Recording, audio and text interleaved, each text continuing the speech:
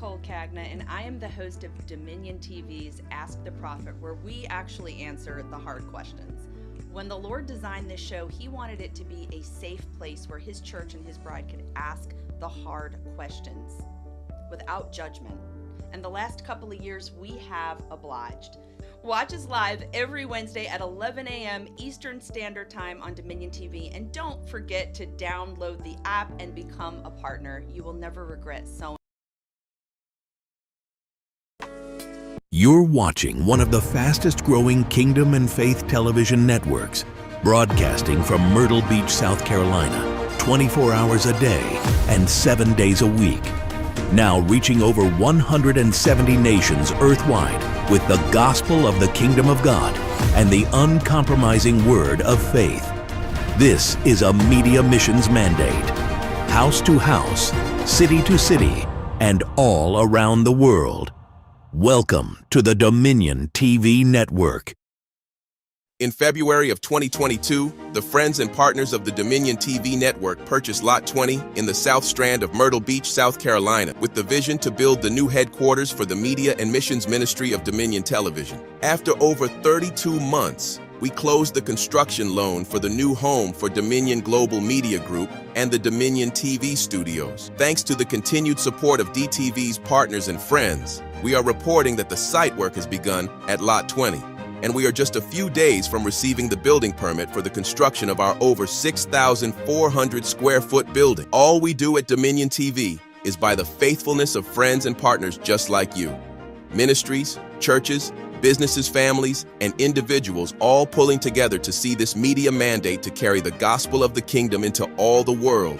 We ask that you continue to pray daily over this $1.5 million project and continue to partner with us on a monthly basis as we go into all the world with faith and kingdom broadcasting. Thank you for being a destiny helper in this kingdom work with our founders, Drs. Joseph and Lynette Dutton. Sow your best seed today at www.dominion.tv. And as you sow, believe with us for this current project to be depth.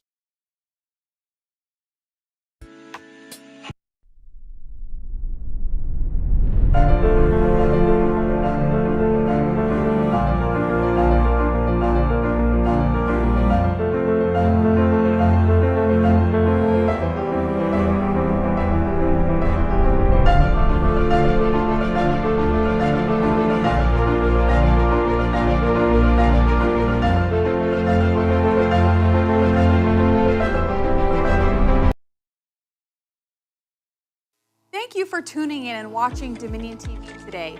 If you have the app, I need you to take a moment and go to your settings and turn on the notifications for our app.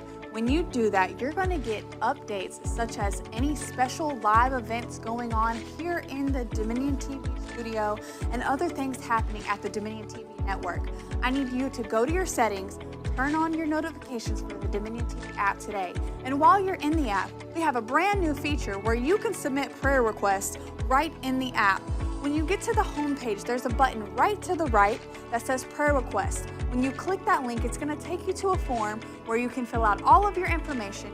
If you'd like to have one of our intercessors contact you, we will do that, but we want to hear from you. We love hearing from you. If you have a testimony, if you want to let us know that you're watching, that you were blessed by one of our broadcasters, just go submit your information on the prayer request form. Just let us know that you're watching and enjoying Dominion TV. Blessed. The Dominion Television app is your go-to source for faith and kingdom broadcasting. DTV hosts some of the most prolific voices in ministry and the marketplace of the decade, on air now for over 7 years with 24/7 faith and kingdom broadcasting. Dominion Television and Dominion Studios is quickly becoming a resource for believers around the globe, coming along the side of local churches, authors, pastors, and ministers from the Carolinas in the United States to as far away as China and the Middle East. We are fanning the flames of revival and apostolic reformation and giving platform to the kingdom of God on earth. DTV is being watched in over 170 nations on our website, and by downloading the free app, we are fulfilling the media mission mandate to carry the gospel of the kingdom into all the earth, and we will continue to grow as you partner with us today. Don't hesitate, scan the QR code and download the Dominion Television app on all your mobile devices and smart TVs. For more information, visit us today at www.dominion.tv.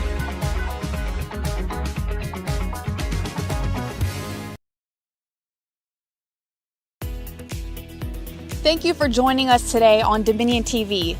You are a part of Team Dominion as we carry the gospel of the kingdom into all the world. As you see behind me, we are building the new Dominion TV studios here at Lot 20. Of course, as we build, there are costs involved and our normal budget that must be taken care of. Also, we are believing for this $1.3 million project to be debt-free by the glory of God. Take a moment today and sow your best faith seed into this media missions ministry. And then remember to set up a recurring partnership seed and sow monthly to support 24/7 faith and kingdom broadcasting and to over 170 nations and more. Thank you for your generosity and your support. Together, we are better, and together, we are going to see His kingdom come in all the earth. Thank you for your partnership. This ministry is able to fulfill the mandate and command of Jesus to carry the gospel of the kingdom into all the world by the faithful support of people just like you. Give online at www.dominion.tv/giving. Here you will find various ways to give, including DTV's PayPal, Zelle, Cash App, and Venmo giving platforms. You can also securely give and partner with us with your credit or debit card and set up your weekly or monthly recurring seed. You can also give by text with your mobile phone. Simply text the word GIVE to 704-817-2843 and follow the prompts for giving securely. If you choose to mail your offering, you can send that to the Ministries mailbox at Dominion TV, 1000 South Commons Drive, Suite 102, Box 305, Myrtle Beach, South Carolina, 29588. On behalf of our founders, Dr. Joseph and Dr. Lynette Dutton, may the Lord bless you richly is our prayer.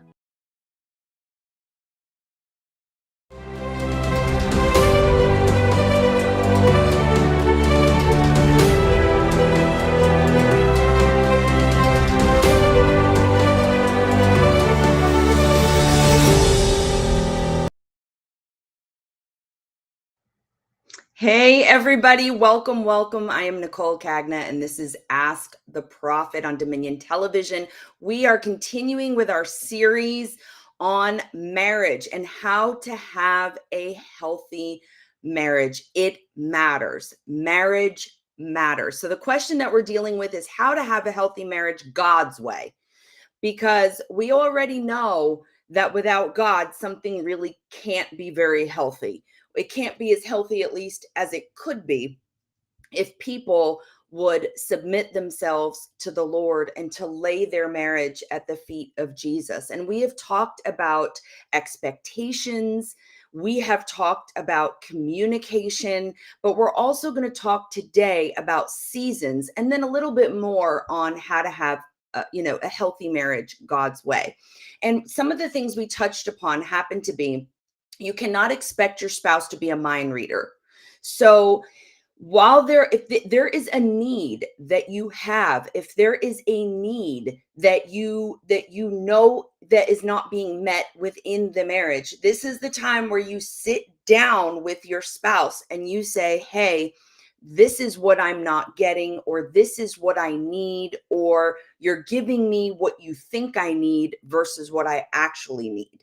And so sometimes what can happen is a person will give you something based on what they think would make a woman happy or a man happy, but that is not specific to your partner. So I'm going to give you an example. I am not a chocolate and flowers girl at all. I love flowers in nature, but flowers die. I have cats, and when my son was super little, he would get into everything. So when my husband, when we first got married, I told him before we had children, I don't really care for flowers because I've always had animals in my life. Even when I was single, I had a cat. And so I've always had the kind of animals that chew on flowers and, will make a mess or vomit up, whatever it is. It's gross. And on top of that, when we finally had Christian, it was like between the animals and the toddler, I could never enjoy flowers. So I would just told him when we first got married, I'm not a flowers girl. I like them in nature, but they die. I'm not that girl. I don't have a lot of vases. Like I can't be bothered with like snipping everything and each little thing in the food. And well, my husband had forgotten that. And it was our anniversary and he was working, and there was this like huge delivery of like multiple bouquets of flowers, and I literally cried. And I didn't cry with happiness. I cried with overwhelm because my son was like, "Wah!" And then he stabbed himself. I'm trying, like everything was delivered, and I'm trying to carry it in. The cats are trying to get out of the door. The toddler's trying to get out. I'm trying to stop him. I'm having to pick up all these things. And then there's like 3 or 4 or 5 or 6 or whatever, dozen. And I'm like, okay, that's a lot of money. And I remember like, there's like the directions. You have to, clip them right away. And I'm sitting there and the cats are on the counter and I'm like swiping them off. And my son has grabbed one down. And I just remember I cried, and my husband came home and I was not in a good place. And he was just like, what's wrong? And also the other thing too is, some of the flowers got delivered dead already. So like, so I just was like, half of these are dead. I don't like flowers. And at first he was offended because he's like, oh, did you get the flowers? And I said, yes, I did. And he's like, you don't seem really happy about it. And I didn't want to like, argue or in front of my son. I'm like, yeah. Yeah. Mhm. And then later I had to process my feelings because who has time with little kids, right? And I remember I cried, and he was just like, what did I do? Like, what happened? And I said to him, you ordered from 1-800 flowers, like all these bouquets of flowers that were a certain amount, and things were tight at that time. I said, when all I wanted was to spend one night, like on a date with you. That's what I wanted. I did not want a bunch of flowers on my door, something else that I have to take care of, some other additional responsibility, I said. And furthermore, the expense of it. And we can't have both because money is tight. And you chose flowers, which I've said for the last 7 years that I don't like. And I literally said it for 7 years. So I was like, I was hurt. And I was hurt because I said, I feel like you gave me what you think I needed versus what I told you I needed. And that's why I'm hurt. And that set him, like he would thought about that. And I was like, I understand your heart. I know your heart is pure. I'm not addressing, I said, your heart. And I don't feel like I have to be grateful when for 7 years when I've said, I don't like this. I don't like this. I don't like this. And I was like, I feel like you gave me something. You made a phone call. You swiped your card, I said to him, and you gave me something that I have no use for, that puts more work on me. And half of them were dead. And even if they weren't, like, it's just more work.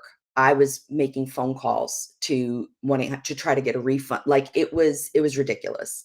And I said, I cried because the gift is you. I said to him, you're the gift. Like, I want to go out and spend time with you, quality time. I don't want these things. I don't care for them. I can't put them out even because of the cats. They have to go upstairs. I have no vases. I said to him, I have nothing to put them in because I don't like flowers. So like they literally just, it was a mess. I didn't even know what to do. I think I might have put them on the porch, or like I put them outside because I was like, I literally have no place to put them. There's nothing, no containers, nothing. And so from the outside looking in, somebody could look and be like, well, that's ungrateful, blah, blah, blah, blah, blah. Show gratitude. No, because in relationships, communication looks like being honest. And being honest and explaining what you want and what you need is important. And if somebody gives you what they think you need versus what you need to address it. Because otherwise, if you just keep smiling and nodding, you're never going to get what you need. He remembered that. He remembered it. And he would even write reminders like for the next year, don't get flowers, make a reservation. And everything after that began to be more intentional because he realized, gosh, she feels love when we're together. She doesn't, flowers don't equate love to her. To another woman, it might. To her, spending time with me without the chronic child interruption.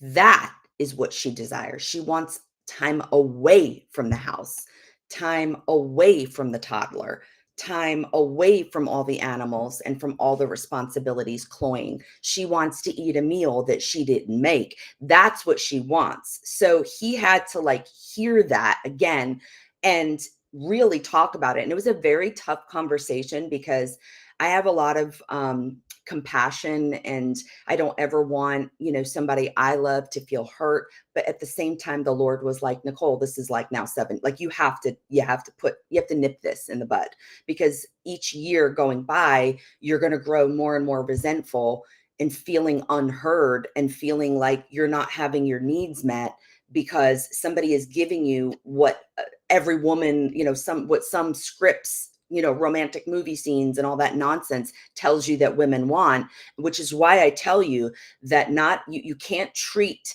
men and women as gender roles. There is no male or female in Christ Jesus, because each person's different. The gifts that my husband likes are very different than the gifts that another guy would like. My husband loves suits. He loves, just looking sharp. He dresses sharp for work. And I like shopping for him and getting him things. And, I watch what he eyes. I'm very intentional when I purchase something for him. And I think what I was feeling was that was not the case, even though in his mind, he was being intentional because he planned this a month ahead of time. In my mind, it was not intentional because you didn't give me something that I needed and wanted. You gave me something that you thought would be okay. And that was what was upsetting. So that's why I believe, and I use that story, of course, with all, intention of letting the truth of how marriage works, that even in healthy marriages, which we have a great marriage, the reason why it's healthy is because we have had those conversations, because I don't believe in faking it. And because I don't believe in tiptoeing on eggshells. Eggs are for breakfast. I'm not going to walk on them. That's just how it is. I don't walk on eggshells, but I believe in delivering news with respect and with honor and with love always. But I had to process my feelings first, because I was just like, I was so overstimulated, and I could not, I felt like everything was a task. Those kinds of things were tasks. They were not gifts. They were tasks. And at the stage of life that we were in. Now, if my husband said to me, Nicole, today with my 13-year-old, do you want me to buy you some flowers? I would say, no, please don't. Please, please, please don't. You know what I want you to do? Let's go for a walk on the beach with a Starbucks. That's what I want. Like, I just want to sit next to you and talk quality time. That's what I want. That to me is what I want. I don't even want $1 million. Like, don't even get me jewelry. I don't want, like, I don't care. I really don't. I just want to spend time with you. And that's how I feel loved, is quality time. And of course, acts of service. And he feels love with words of affirmation and physical touch. And I'm not saying, listen, I am not saying that every guy that has a physical touch love language, that it has to be sexual. I always like to stop that right from the get-go, because in charismatic culture, sometimes they'll manipulate that book for coercion in sexual intimacy. And that is not God's way at all. So I don't like that. I believe that it's important to hug your spouse, hold their hand. That's physical touch. Okay.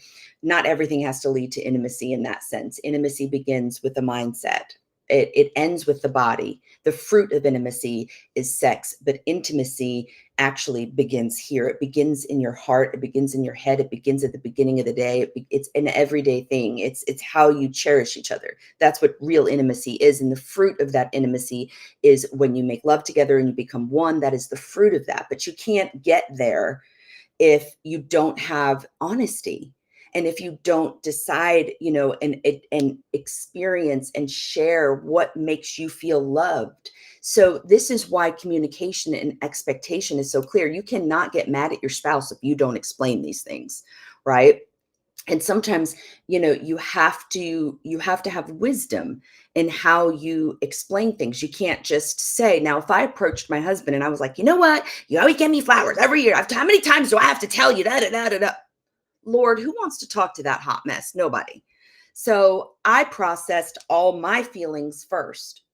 Then I take that and I talk to the Lord and I work with it through and then I sit with my spouse, because that's the most important thing to do.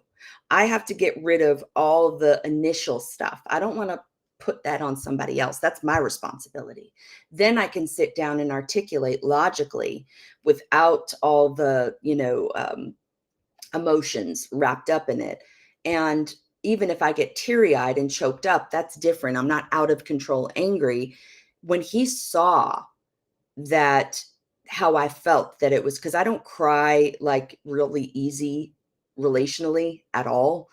But when he saw that, he honestly, like, his eyes filled with compassion. He was like, "I'm so sorry. You're so right. You've been telling me this for how long?" He's like, "And I just keep forgetting. And you're right." He's like, "I could see how that would just make you feel like you're just a like, oh, every woman likes flowers, when you have specifically told me from day one that that's not how you feel loved. You don't care for that, especially since you have animals." So he responded in a way that was compassionate, because I also approached him in a way that was not condemning, you see, or accusatory.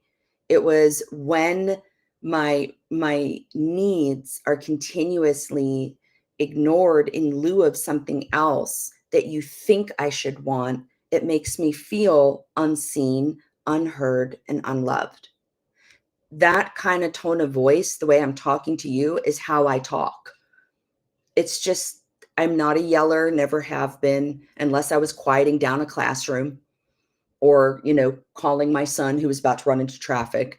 But generally, unless I'm preaching, and I'm loud when I preach, sometimes that might seem like I'm yelling, but I'm really not. But when I'm communicating to somebody, especially somebody that I love, I never want to come across as, what's the word, out of control or unhinged. I don't want to have to mop up a mess, because sometimes in the middle of your emotions, when you're trying to explain or talk and you're in a space of anger, and this is for men and women, because men can get angry and they could get emotional too. They can get really angry and they have to walk away sometimes from a conversation in order to be able to make sure that they're not going to say something hurtful or along those lines. And so it's really good to know how you process things so you could bring your best self to your spouse. Because remember, we are all responsible for our own feelings.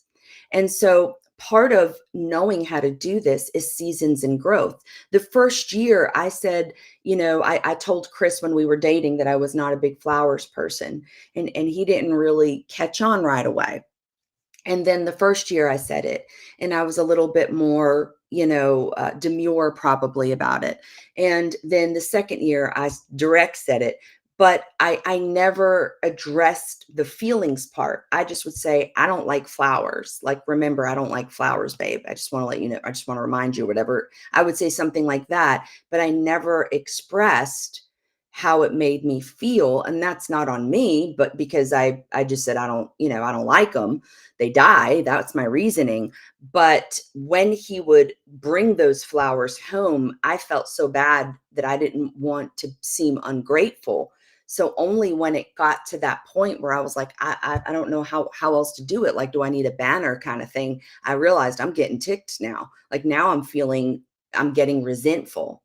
And I knew that in the season that I was in as the mom, an exhausted mom, of a toddler who, was diagnosed at that time. Thank God the Lord has healed him, but with autism and animals and life, and, having to make homemade soap because his skin, he had eczema so bad. I had to make homemade everything. this was just one more thing. And so that's why you have to understand that sometimes even seasons change. I never liked flowers, but there might be a time when you were dating your wife and flowers were the greatest things in the world, or you were dating your husband and getting him a certain kind of gift was the greatest thing in the world. And then you have kids. And now all of a sudden he doesn't have time as much to do that hobby. So he doesn't want those golf clubs, or he doesn't want those running shoes, or he doesn't want that gym membership just yet because it's easier for him to work out at home. And you're going to buy him a gym membership when he's really a partner, a good partner with you. And there's no time. And all he's going to feel is condemnation because now there's this membership that's sitting there that you bought him that he can't use because you both are in the season of life where you have little kids and he's working full time or maybe working a second job and you're staying at home. And so my point is that you have to examine seasons in order to grow. I remember when I was counseling a couple, my husband and I, we were counseling a couple and the husband said, she's not the woman I married. And I asked for an explanation because I wanted to know what he was talking about. And he's like, well, she's not spontaneous. Everything has to be a schedule. And I said, well, what is something new that just happened? And he's like, well, we just brought home our baby a few months ago. Ding, ding, ding. Like, knock, knock. Who's there? Yes. So my husband and I then set some things straight. Here we have a new mother. Her entire body changed.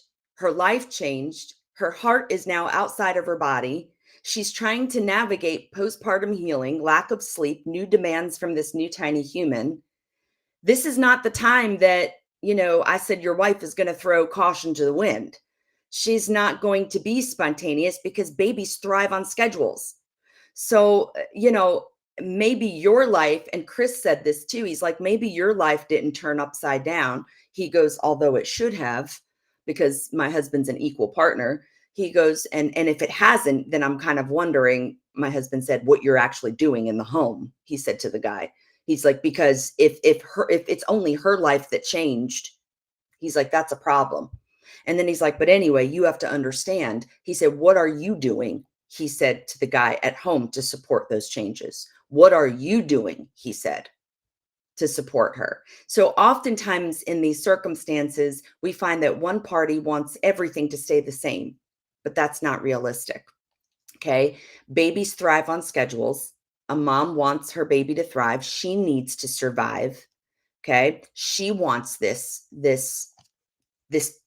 postpartum period to pass, meaning she's loving the time with her newborn, but she's struggling with her own body changes, with pain, with healing, with lack of sleep. There's so much, you feel like you lose a part of yourself, even though you've gained a really amazing part. So there's a lot of shifts that happen. And my husband called it out. He's like, you're expecting her to act like she did prior to becoming a mother, but she has a new name and you're a father, he said. So where are you in this mix? And so he was cautioning him. He's like, if you put this pressure on your wife, he's like, now she'll never forget how you treated her postpartum, he said. And if you treat her poorly now and have false expectations because of your needs, he's like, and you're not stepping up and you're not truly loving and saying, hey, take all the time that you need to heal and not pressuring for intimacy and not, saying, oh, let's go out on a date 3 weeks in. And he's like, and if you're not supporting, he's like, you're having an unrealistic expectation. He's like, both of your lives should have changed. So understand that each season will bring an opportunity to see your spouse in a new light. So, I remember when I became a mom, I was like, I look like a melted candle. I gave birth to twins. I was like, I was all baby, and I had edema and I had stretched skin. Like I just felt so gross. And my husband was like, I think you're more beautiful because, of your sacrifice. And I really needed to hear that until it became, until I felt it. I mean, it helped. I'm not saying that it didn't help, but I kept needing to hear that until it became something that I could embrace. And that helped me recover a part of myself that I thought was gone forever. So a good spouse will do that.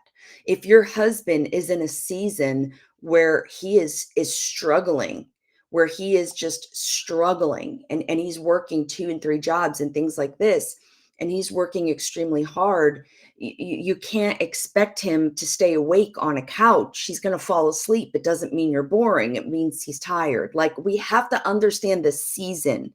And sometimes what can happen is, if we don't understand the season, we're going to have expectations that are not realistic.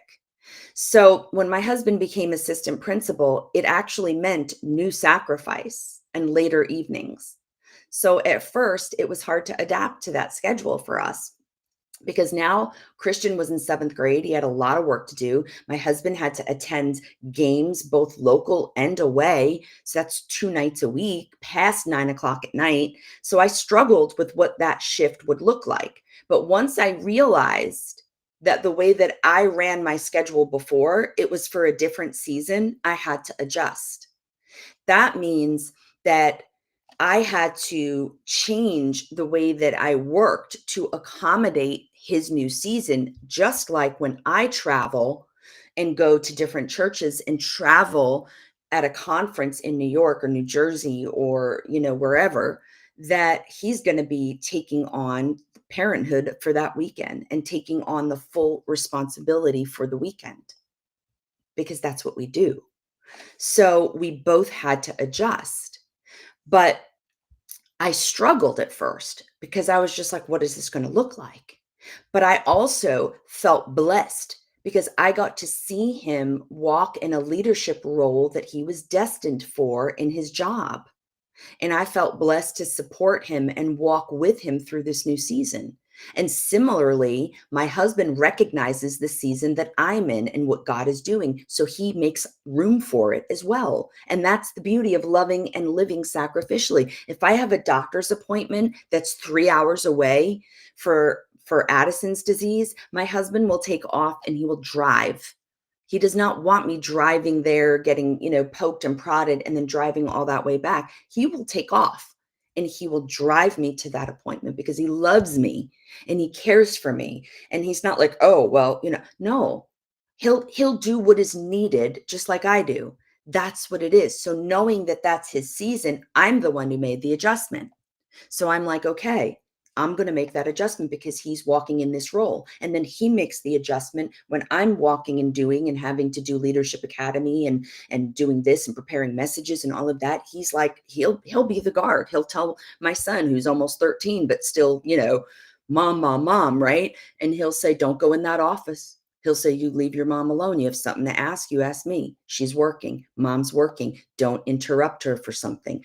He's like a guard dog over that office door, because he knows if I'm concentrating and I'm listening to the Lord and I'm writing a message and God is speaking, I need to concentrate. I'm in the zone with the Lord, and he guards that. He guards that because he loves me and I love him. And that's the beauty. So we have to understand that it bothers me sometimes that we forget and give each other, we don't give each other grace for these seasons. It bothers me sometimes that I look at marriages and I'm like, if you just understood that they're not little forever, or they're not the teenage years, they're not going to be this busy forever. It'll be busy, but it's not, that it looks different. Each stage of childhood looks different. Each stage of marriage, you grow and you change. And so sometimes when couples will say, oh, I'm they're not the same. Well, I hope not. I hope they're not the same. You're supposed to change. And then I say, well, you know what? There's a difference between being married 25 years and doing the same first year 25 times versus growing in 25 years of marriage or 30 years of marriage or 20 years of marriage or 10 years of marriage, and understanding that's going to look different, because you have to understand their seasons. I hear women say, young women, they're afraid of marriage. They're afraid of children because they're afraid of losing themselves. And you know what? You should be afraid of that if you married the wrong partner. If you marry a child, you're going to be stuck with a child. That's the bottom line. If you marry a child, that is what you're going to be stuck with. And if you have children with a child, then you're going to be a mom of all of them. Not sexy, not marriage material. Don't marry the wrong partner. Okay. When I birthed our twins, I stayed at home with Christian until he had to go to preschool for early intervention services. Okay. And this is something, always discuss this. This is something where I wasn't sure, first of all, if we even wanted to have kids. He wasn't sure. I wasn't sure. We weren't sure. We were like, we can go either way. But then it came, like that desire to have a baby came, and it hit me and knocked me so far. I was like, oh, is that what this is? Oh, so then we talked about it, and he's like, okay, yeah, let's try. And so, and there it began. There the journey began. So sometimes you get married, not sure, and then all of a sudden this desire will hit you. And the key is, are you with somebody who's flexible that will say, or will they hold you to that and say, oh, you said you weren't sure if you wanted kids, and I don't want them. Now all of a sudden we have contention. So again, these are things that need to be discussed. When you have children, who's going to be the stay-at-home partner? Sometimes the husband, if he makes less, will be the stay-at-home partner. If a woman is financially successful in her field and she's making $100 or $200 or $300,000, then it makes sense for her to continue working, and it makes sense at that point for the husband to stay home, or vice versa, depending on whoever's making more. So you have to have those hard conversations. You have to, and if as a woman, you're like, hey, listen, I may be making $200,000, but I want to stay home with my child. I want to stay home with my baby. Then as a husband, you have to look and say, well, how much then should we save so we can have 2 gap years while you stay home for 2 to 3 years with the child? So these are all conversations that you have to have. Okay. My son was almost 4 when he went to preschool, and I ran a business consistently throughout that time. Since he was probably about a year old, I ran a business. I made money for the extras that we needed, because my brain is such that I always have to have a side hustle. That's just my personality. And I know a lot of my friends are the same. a lot of the women that I meet for coffee and stuff like that, they have that same kind of drive, and that same, like, they're very intelligent women, and they're business women, and they're very thoughtful, and they're moms, but they're also more than that. And so I think it's important that you always have something that is you. I focused more on the business, of course, when Christian went back to school, and then God shifted that business to what he has me doing today. But when the Lord called me to travel, my husband was supportive. He even took days off if needed. He knew, he said, listen, he's like, my job is not more important than yours. He's like, I just want you to know. He would say that to me. He's like, listen, my job, he's like, is you both of us have equally important jobs. He knew the season that we were in, and he acted accordingly. Now, I have much more availability now, of course, than I did when my son was 3. But when you marry the right partner, you have a supporter. You don't have a saboteur. That's where you yield and partner with each other. You yield to each other. So I never, like, if I was sick, I would tell my husband, go to work. Don't worry, I'll take care of Christian. And he would be like, are you serious? Like, you have, bronchitis when Christian was little. I know you need rest, Nicole. He's like, you're going to end up in the hospital. You need rest. I'm taking off. And he would take off, because in my mind, I was thinking of him. Because in my mind, I'm like, I'd walk through fire for that man. So I got this. Like, I'll hold this down at home. Like, you go do what you got to do. I'm tough. And I am. And he said, no, I know you are. I know you can, but I don't want you to have to. I want you to rest. And I know that you won't rest unless I'm home and caring for our child. So I'm going to take the day, because I have sick days. He goes, I'm going to take the day. And he did. That's love. Yielding to each other. Not living, as if your needs are the only one that matters. So you have to get that seasons will change. And now, if there's something at night that he has going on, I take over dinner, and I take over the homework with my son, and I take over, all of the after school activities, because he's assistant principal. And then in the evenings, he comes home, and then he takes care of things. So then, and cleans up and does the dishes after I cook dinner. So that way, I can go back in the office and get some work done.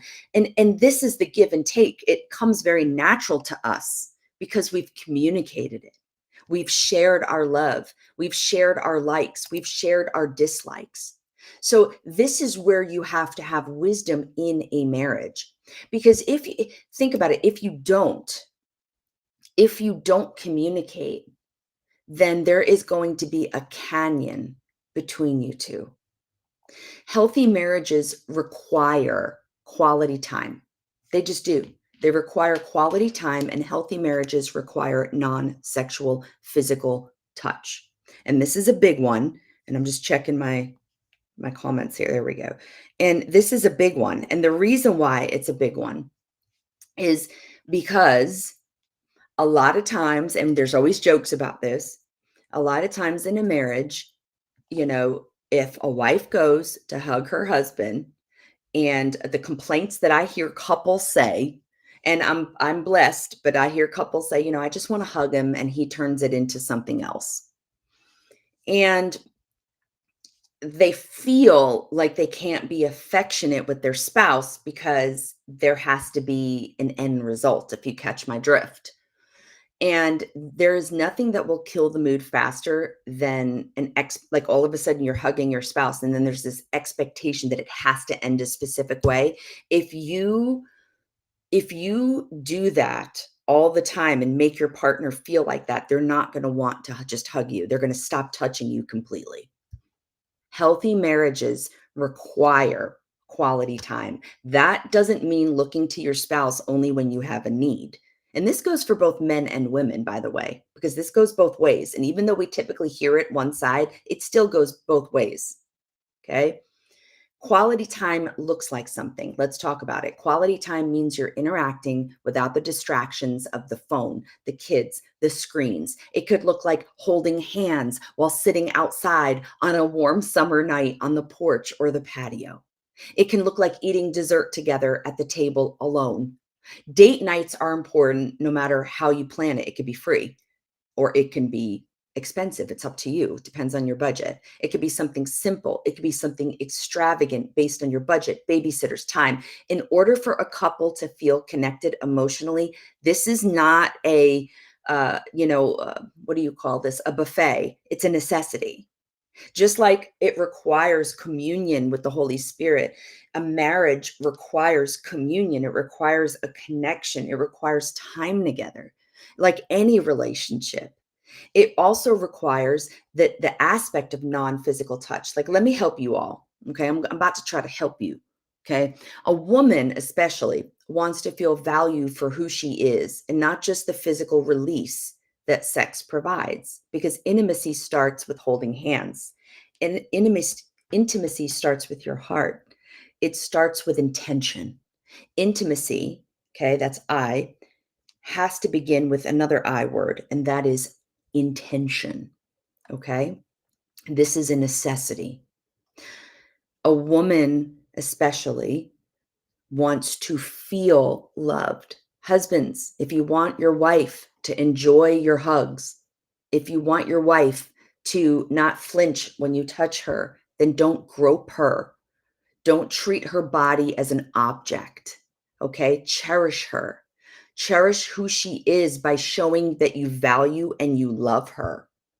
Don't say things like, you better finish what you started, or other comments that make her feel as if she initiates a non-sexual touch, it has to lead to the bedroom. Because if you do that, you're not going to get what you want. If the only time you touch her is for sex, then she will not receive or reciprocate touch if she doesn't want to engage in intimacy, which will leave you starved. So this becomes an argument, and this is the typical argument also that Chris and I have seen when we have counseled couples consistently. Both parties are frustrated. And if you create an all or nothing environment, you will lose. And there's this myth, and I want to just squash this. There's this myth sometimes in charismatic culture that the husband is like the sex-starved, hungry guy, and the woman is like the demure, like, oh no, no, no. And that is just not true.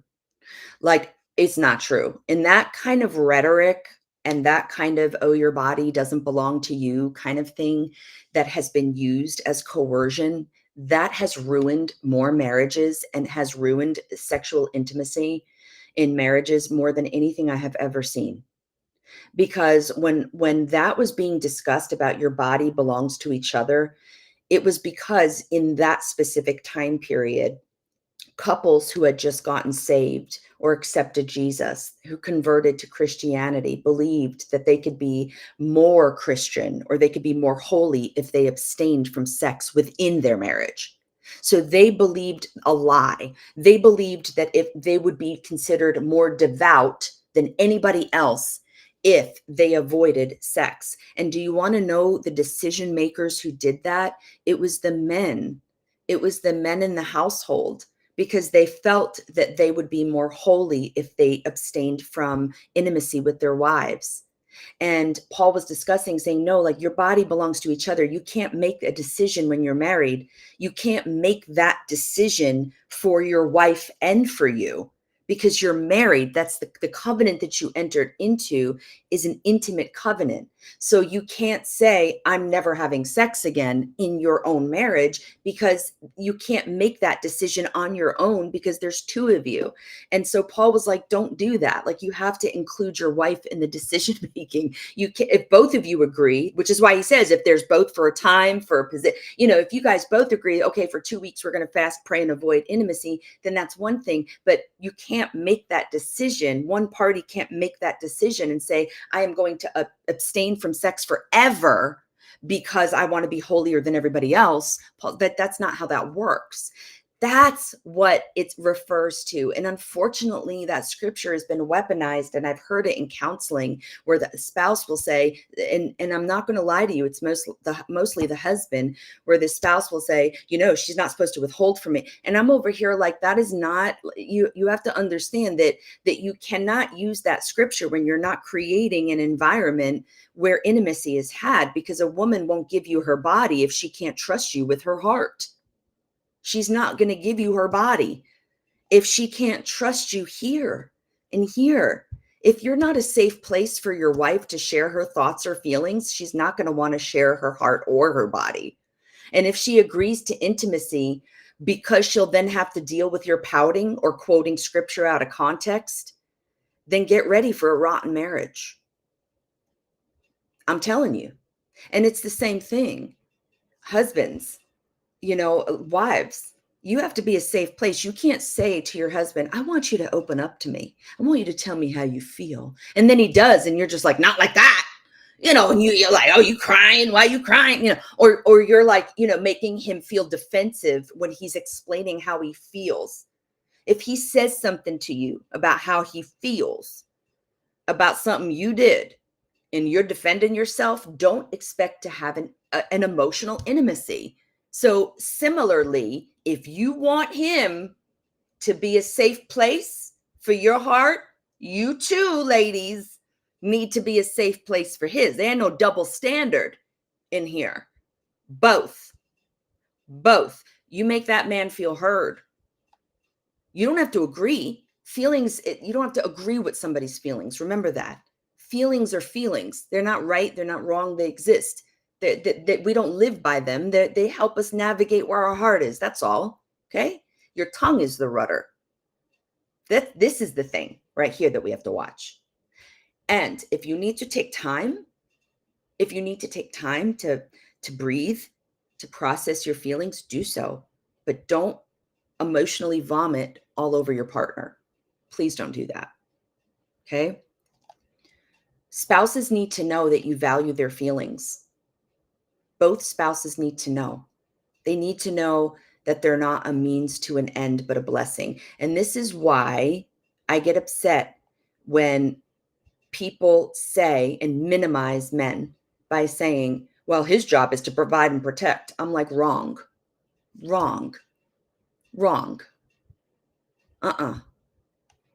He's more than a paycheck. Okay? He's a person. All right? Your husband has feelings. He has needs. He has emotions. He has insecurities. Be a space where he could share that with you. Be a space that is so open and safe that he could tell you anything. That's what cultivates a great. I could tell my husband anything. He's my best friend. And he tells me everything, and he can tell me his heart because he says I'm his best friend. And I make sure that whether he needs a hug, whether he needs me to just listen, whatever it is, I am that space because I love that man. And when you love that man, when you love that woman, you're going to do whatever it takes to work on you and clear out all of this nonsense so you could have a clean, pure heart and hold that to your spouse and say, here, this is your space, honey. This is your space. You come on over here. Let's talk about it. How you feeling about this? Be a space. Okay. Husbands need that. They need to be able to share their heart without criticism, without nagging, without correction, without judgment. If your husband is sharing his heart, don't try to solve his problem. Practice active listening skills. And please don't ever say, well, I done told you so. Them's fighting words. Don't do it. Don't do it. They have to be able to share their heart. Okay? Don't try to solve his problem. Gentlemen, don't try to solve her problem. You know what you do? You speak like this. Okay? Someone's telling you, practice active listening. What does that look like? I'm going to tell you. This is what I'll say. So if I understand correctly, I'm hearing you say that when I do A, B, and C, you feel X, Y, and Z. Am I understanding that correctly? That's if he's sharing something that bothers him that you do. That's how to not be defensive. But if he's sharing about a difficult day, ask questions like, or comments like, wow, I'm so sorry that happened. How did that make you feel? Or, how did you get past that? Or, what ended up happening with that? Just questions that will allow him to give details, okay, that makes him feel safe. And if he doesn't want to talk about something, don't push. He might need to process.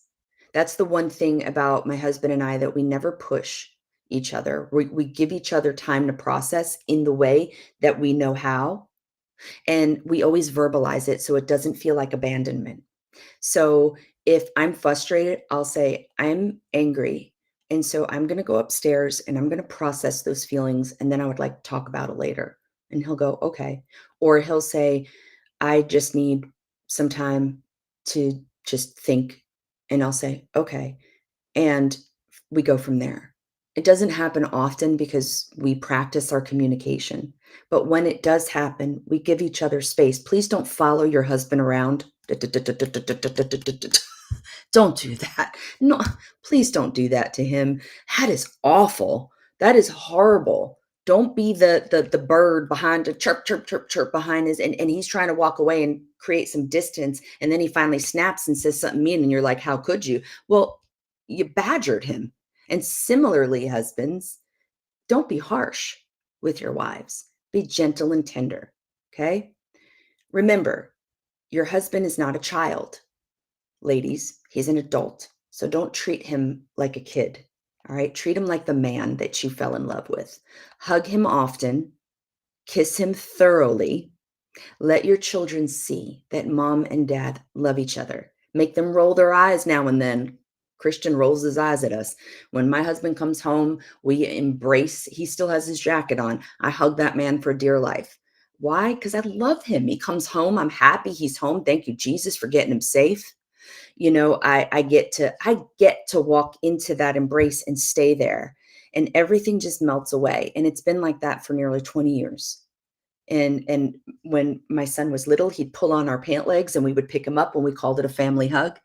And even at almost 13, thank God he'll give us a couple minutes, but then he'll come right on in, and we open our arms like this and we just stand there together, and we call it a family hug because we love each other. So again, let your kids see that you treat your husband with honor and respect, and vice versa. Gentlemen, make sure that your children see that you speak kindly to your wife because they're watching you. Okay. Affirm your husband with your words. Let him know how much he means to you. There is this misnomer that men don't like to be told that they're amazing or compliment. That's not true. I don't know where those lies came from. I'm assuming it's from this gender role nonsense. Of course he needs to hear words of affirmation. Of course he needs to hear that he's handsome, that he looks nice in what he's wearing, that he smells good, that he looks good. He wants to see that, hey, thank you for doing those dishes, not because he went above and beyond, but because he thanked you for making dinner. Just show appreciation to each other. I'm like, that's his job. No, no, no, no, that's not the way. Humble yourselves, serve each other, walk around with basins in your marriage, wash each other's feet. I promise you, if you do that, you're going to have an amazing marriage. Okay. Appreciate your husband, appreciate your wife, speak highly about your spouse when you're around your kids, because you're teaching them how to be affirming. I said to Christian the other day, do you see my car? He said, yeah. I said, it's on full. Guess who did that? And he goes, Daddy. I said, that's right.